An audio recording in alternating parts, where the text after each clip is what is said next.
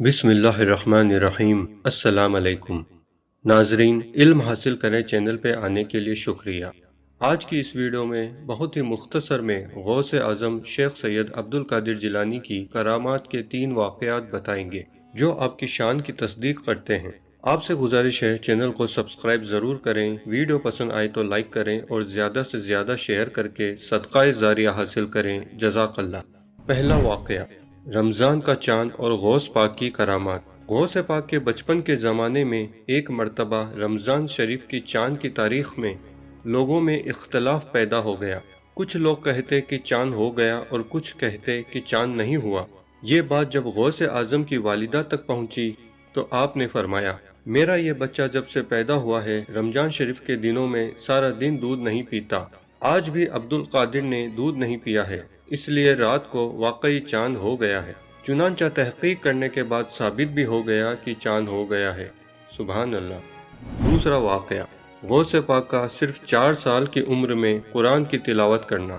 गौस आज़म जब 4 साल के हुए तो आपकी वालिदा माजिदा ने बिस्मिल्लाह ख्वानी के लिए आपको मदरसे में भेजा। आपके उस्ताद ने फरमाया, बेटा पढ़ो बिस्मिल्लाहिर्रहमानिर्रहीम। आपने जो बिस्मिल्लाह से पढ़ना शुरू किया तो 18 पारे तक पढ़कर सुना दिया। उस्ताद ने हैरत से पूछा, बेटा ये आपने कब और कहाँ से सीखा? गौस आज़म ने फरमाया, मेरी वालिदा 18 पारों की हाफिज़ा है जिसे वो अक्सर विर्द किया करती हैं। मैंने उनके पेट में रहते हुए यह सब सुनकर याद कर लिया। सुभान अल्लाह। तीसरा वाक़या, गौस पाक और बारिश का वाक़या। हुजूर गौस पाक एक मरतबा वाज फरमा रहे थे कि बारिश होने लगी और लोग उठकर जाने लगे। हुजूर गौस आज़म ने आसमान की तरफ मुंह करके फरमाया, ऐ अल्लाह, मैं लोगों को तेरे जिक्र के लिए जमा कर रहा हूँ और तू उन्हें बिखेर रहा है। इतना कहना था कि जलसा वाली जगह पर बारिश फौरन रुक गई और जलसा से बाहर वाली जगह पर बारिश बादस्तूर जारी रही। हुजूर गौस आज़म की इतनी बड़ी शान है कि अल्लाह ने आपकी मर्जी के मुताबिक जलसा वाली जगह बारिश रोक दी। सुभान अल्लाह।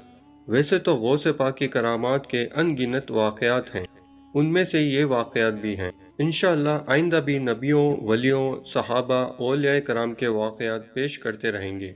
हमारे साथ बने रहिए। अल्लाह आपको अपनी अमान में रखे। अल्लाह हाफिज़।